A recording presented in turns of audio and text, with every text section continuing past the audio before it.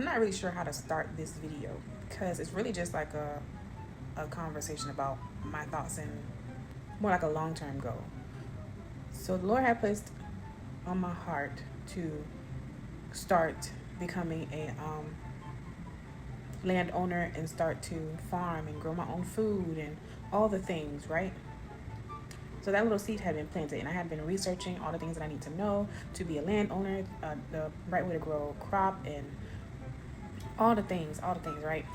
And then like 2 days ago, I think I want to say it was the Lord planting a seed in my spirit to not just do it for my family, because I wanted to just have like a family compound, have, me, my husband, and our immediate family living on the land. We're growing our own food. We're not, relying so much on the grocery stores, and kind of taking back the power of our lives, and not really so much relying on outside resources, because if the time comes where we need to rely mostly on ourselves, we're able to do that. It's better to be prepared than to not be prepared.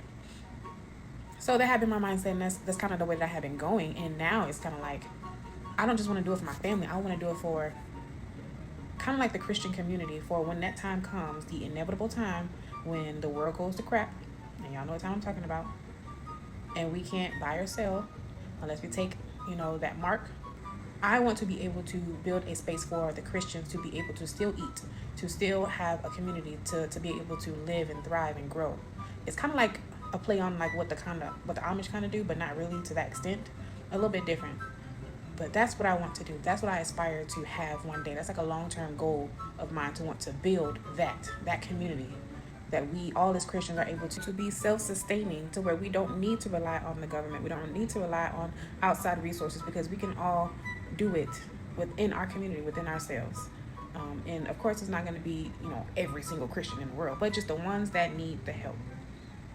If you need to eat, if you need to drink, if you need somewhere for your kids to go to school and be safe, I want to build like a community where we have teachers, we have some nurses and doctors to take care of the sick, and just like a whole situation.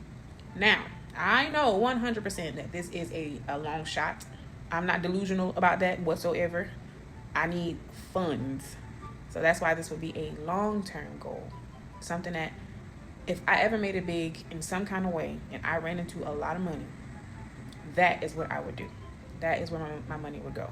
If y'all ever see me one of these days buying a bunch of land, just know that's the sign. It happened, and it's happening.